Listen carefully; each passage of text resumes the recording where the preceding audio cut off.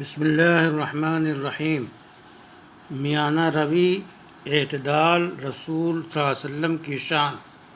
اللہ تعالیٰ نے رسول اللہ صلی اللہ علیہ وسلم کی زندگی کے طریقہ کار کے رہنما خطوط واضح کر دیے، جس میں تمام میں نمایاں میانہ روی اعتدال پسندی ہے۔ وہ عبادت، معاملات، تعلقات، خرچ بلکہ زندگی کے ہر حصہ میں مطلوب ہے۔ اللہ تعالیٰ نے فرمایا وَكَذَلِكَ جَعَلْنَاكُمْ أُمَّةً وَسَطًا لِتَكُونُوا شُهَدَاءَ عَلَى النَّاسِ وَيَكُونَ الرَّسُولُ عَلَيْكُمْ شَهِيدًا وَمَا جَعَلْنَا الْقِبْلَةَ الَّتِي كُنْتَ عَلَيْهَا إِلَّا لِنَعْلَمَ من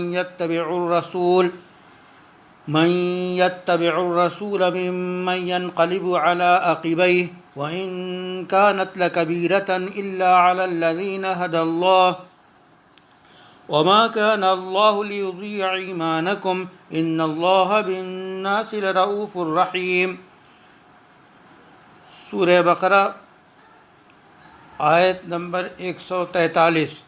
اس طرز پر رسول اللہ صلی اللہ علیہ وسلم نے مسلمانوں کے کاروان اول کی میانہ روی کو اعتدال کے اصولوں پر تربیت کی اور ہر معاملے میں انتہا پسندی اور مضرت پسندی سے روکا، کیونکہ امت مسلمہ کا بنیادی امتیاز میانہ روی ہے۔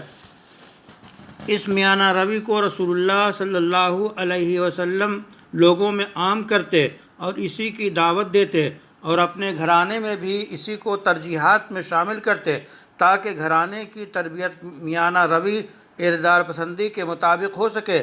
رسول اللہ صلی اللہ علیہ وسلم تشریف لائے تو کیا دیکھتے ہیں کہ وہ دو ستونوں کے درمیان ایک رسی لٹک رہی ہے۔ آپ صلی اللہ علیہ وسلم نے پوچھا، یہ رسی کیسی ہے؟ بتایا گیا کہ یہ زینب کی رسی ہے، جب نماز پڑھتے تھک جاتی ہیں تو اس سے لٹک جاتی ہیں۔ حضور صلی اللہ علیہ وسلم نے فرمایا، نہیں، اسے کھول دو، جب تک چستی رہے نماز پڑھے، تھک جائے تو بیٹھ جائے۔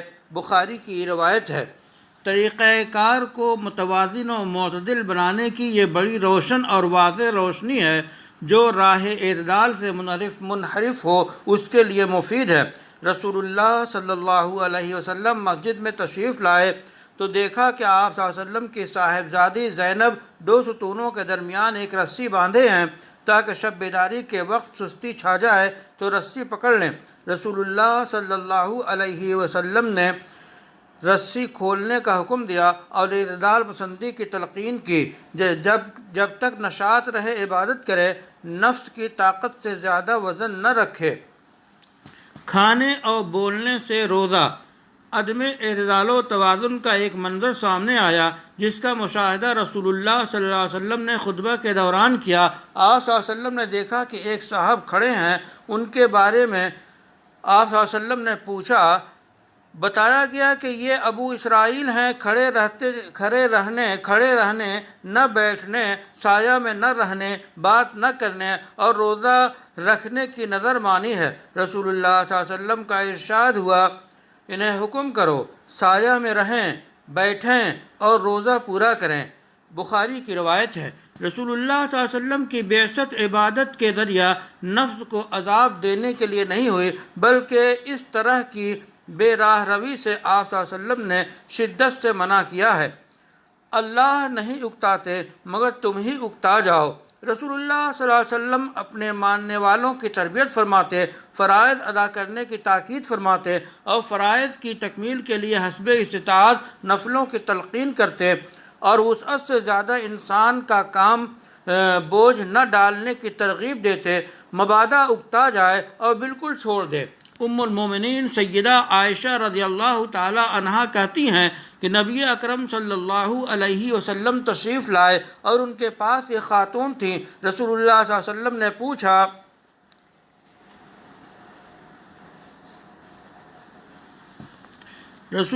صلی اللہ علیہ وسلم نے پوچھا، کون صاحبہ ہیں؟ انہوں نے بتایا فلانی ہیں، اور ان کی لمبی نمازوں کا ذکر کرنے لگیں۔ رسول اللہ صلی اللہ علیہ وسلم نے فرمایا بس بس، تمہارے ذمے تمہاری استطاعت کے بقدری ہے، بخدا اللہ نہیں اکتاتا یہاں تک کہ تم اکتا جاؤ، اور اللہ کو وہی دینداری پسند ہے جس کی دیندار پابندی کرے۔ بخاری کی روایت ہے۔ عبادت کی مقدار کم ہی کیوں نہ ہو لیکن معمول کی پابندی ہو تو اللہ کو بے حد پسند ہے۔ وقتی جوش میں زیادہ سے زیادہ عبادت پھر سب کچھ ختم کرنا اللہ کو پسند نہیں۔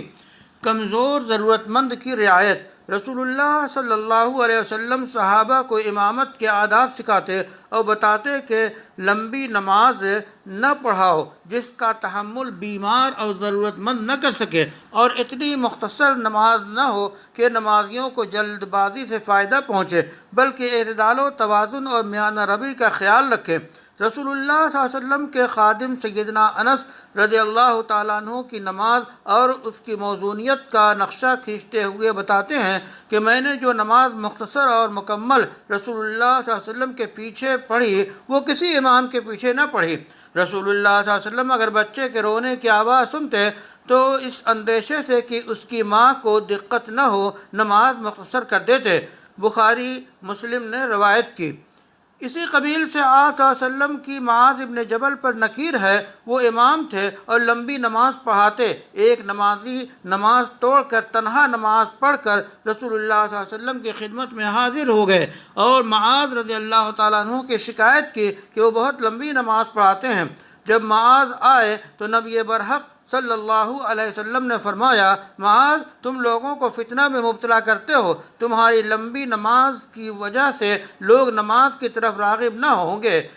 پھر آپ صلی اللہ علیہ وسلم نے موزونیت و اعتدال کی تعلیم دی جس میں لوگوں کے حالات کا خیال رکھا جائے۔ 3 جماعتیں۔ بعض لوگوں کا خیال ہے کہ عبادات و معمولات کی شدت پسندی اللہ کو پسند ہے اور دین اس کی دعوت دیتا ہے، پھر وہ اپنی ذات کو تشدد کا نشانہ بناتے ہیں اور دوسروں پر بھی مسلط رہتے ہیں۔ ایسے لوگ دین کے بتائے ہوئے معتدل و متوازن راستے سے بہت دور ہیں۔ خادم رسول اللہ صلی اللہ علیہ وسلم روایت کرتے ہیں کہ 3 جماعتیں رسول اللہ صلی اللہ علیہ وسلم کے گھرانے حاضر ہوئیں۔